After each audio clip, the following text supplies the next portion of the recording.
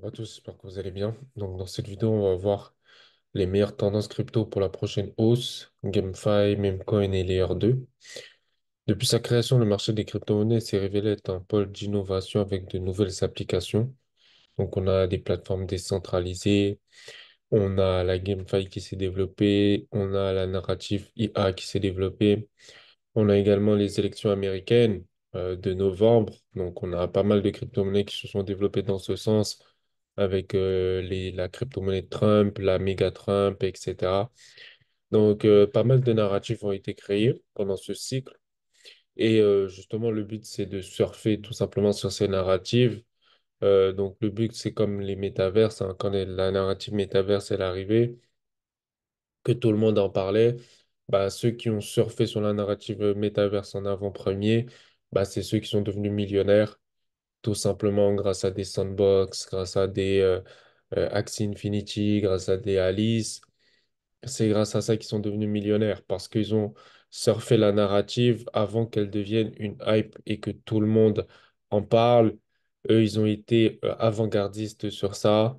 Ils se sont positionnés sur le métaverse. Et du coup, bah, ils ont gagné énormément d'argent. Donc là, on va voir tout simplement les principales tendances de crypto-monnaies à surveiller pour la prochaine hausse. Donc le premier, ça va être la GameFi. Le deuxième, ça va être les meme coins. Et le troisième, ça va être les Layer 2. Donc la GameFi, c'est l'abréviation de Game Finance, qui est une fusion entre le jeu et la finance décentralisée. Ça permet d'avoir une économie de jeu.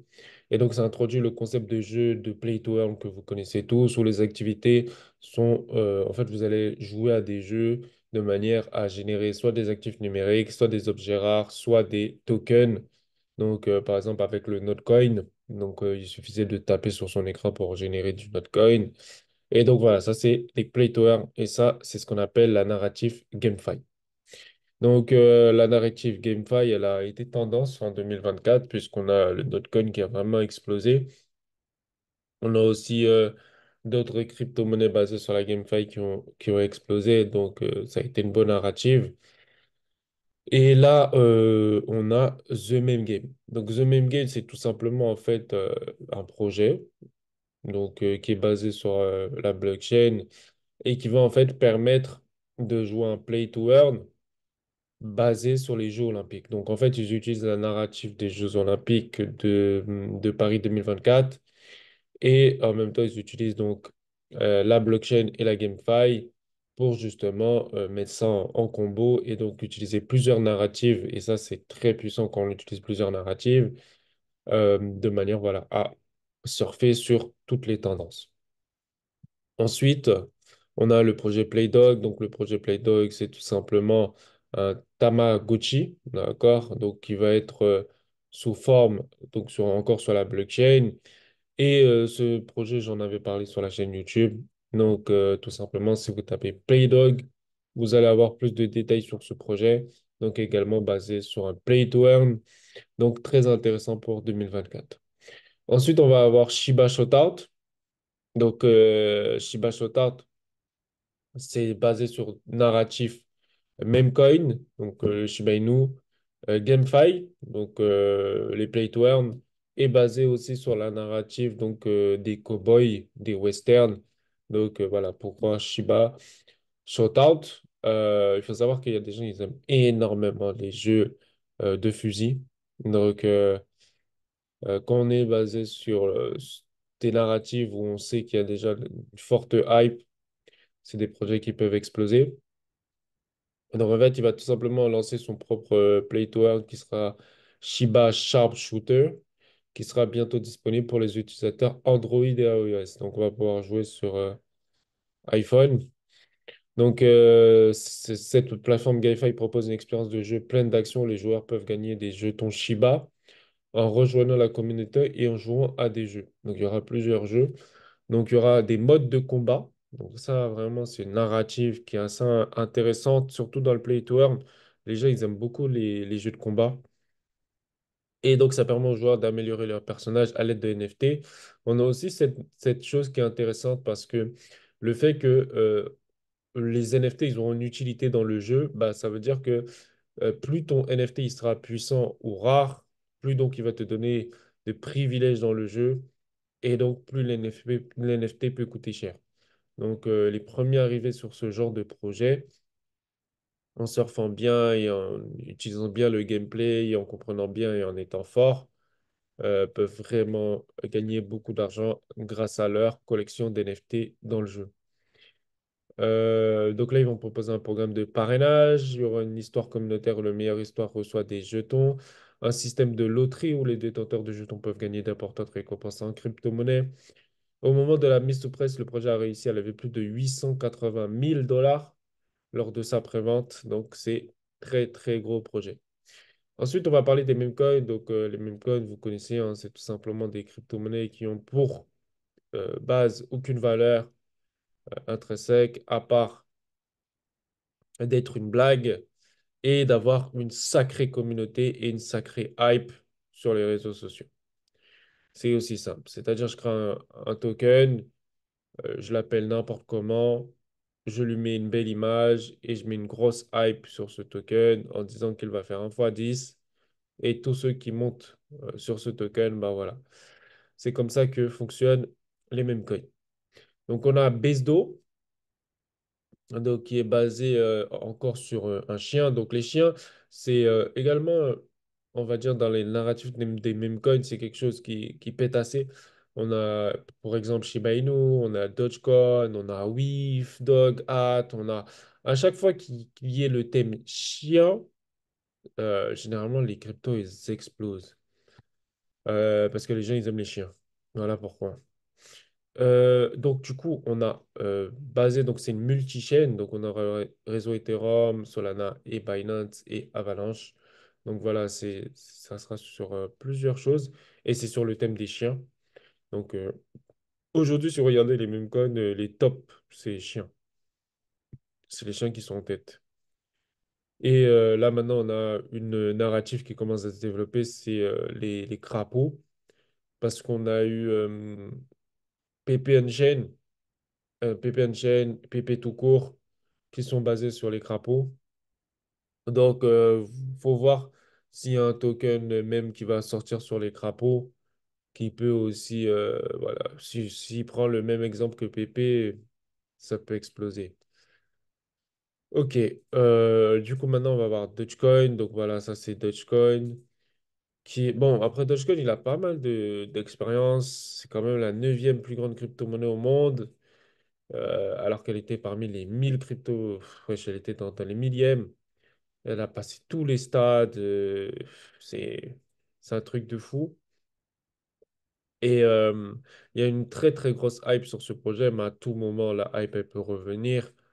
Et on ne sait jamais ce que l'avenir nous réserve sur ce genre de crypto-monnaie. Donc, lorsque vous êtes sur les mêmes coins, il faut vous dire que c'est du cash rapide, donc c'est-à-dire c'est rentrer dans le projet, sortir à x2, laisser une partie et sortir vos profits au fur et à mesure que ça fait des coefficients multiplicateurs. Du coup, on va voir maintenant donc des layers 2. Donc là, sur les layers 2, on a le PP Unchained. Ah oui, d'abord, je vous précise ce que c'est les layers 2. Les layers 2, c'est tout simplement des tendances de crypto-monnaie à surveiller pour la prochaine période haussière parce qu'au cours de l'année écoulée, les applications donc, de layer 2 ont gagné en popularité. Donc, en gros, sur cette année, on a eu une bonne narrative sur les layer 2 et en grande partie en raison de la capacité de cette technologie à raison de nombreux problèmes dans les réseaux blockchain standards. Oui, parce que les R2, ils vont permettre une meilleure évolutivité et une meilleure vitesse de transaction. Il suffit de prendre un Solana et vous le mettez en layer 2 et tout de suite, vous avez vous avez le même Solana beaucoup plus rapide. Donc, beaucoup de gens, en fait, comprennent en fait l'intérêt, les bénéfices des layer 2. Et du coup, voilà pourquoi c'est des crypto-monnaies qui sont énormément demandées.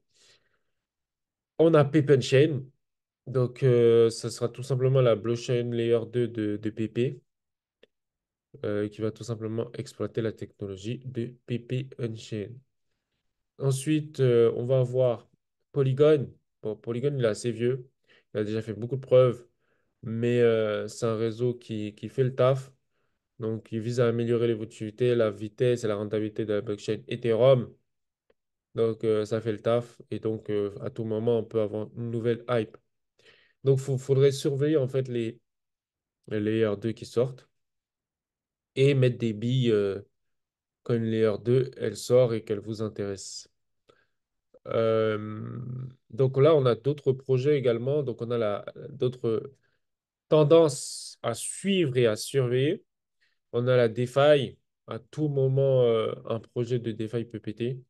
Donc, la DeFi continue de révolutionner les systèmes financiers traditionnels en proposant des alternatives décentralisées aux services bancaires, aux prêts et aux échanges. Le seul inconvénient de la DeFi, c'est que les tokens de DeFi, ils sont très, très vite liquidés parce que les plateformes de DeFi proposent des high rewards en termes de stacking, mais le problème, c'est que c'est pas tenable sur le long terme déjà, les récompenses qu'ils proposent.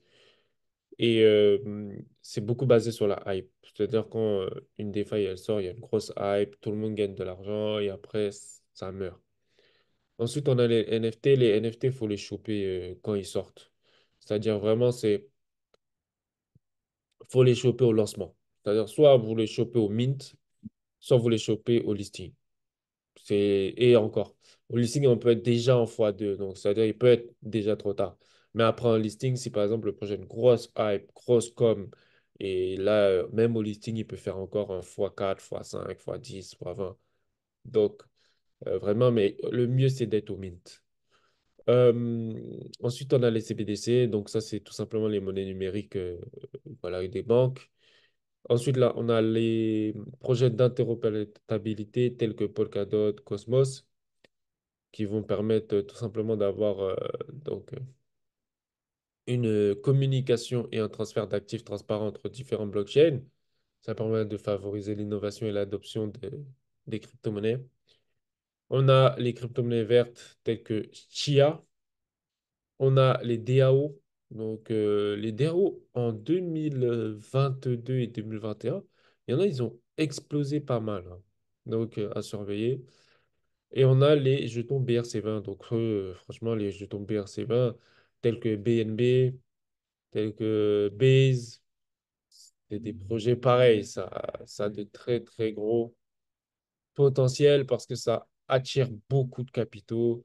Et aussi, ce qui se passe sur les BRC20, c'est tout l'écosystème qu'ils mettent en place parce qu'ils permettent aux entreprises de créer leurs propres tokens pour des programmes de collecte de fonds, de fidélisation, bénéficier aussi des play to earn.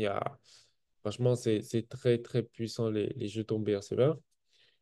Et du coup, pour terminer, en résumé, la prochaine période de haussière du marché des crypto-monnaies sera probablement façonnée par plusieurs tendances clés, notamment la GameFi, les memecoins et les Layer 2. Chacune de ces tendances offre des opportunités uniques aux investisseurs et aux traders de crypto-monnaies en restant informés et en construisant les meilleurs projets dans ces domaines. Il y a aussi l'intelligence artificielle qui avait fait pas mal de bruit sur 2024. Mais le truc, c'est que l'intelligence artificielle est en train de s'essouffler parce qu'on se rend compte que la hype ne vaut pas ce que ça vaut. Aujourd'hui, les projets tels que Nvidia, etc., ça commence à descendre parce que tout simplement, les gens, ils se sont dit l'intelligence artificielle, ça va remplacer l'humain. Et aujourd'hui, on se rend compte que non, oui, l'intelligence artificielle n'est pas capable de remplacer l'humain et elle ne le sera pas, même si elle va s'améliorer. Donc voilà, j'espère que vous avez apprécié cette vidéo. N'hésitez pas à vous abonner pour la prochaine vidéo et on se retrouve bientôt pour la prochaine vidéo.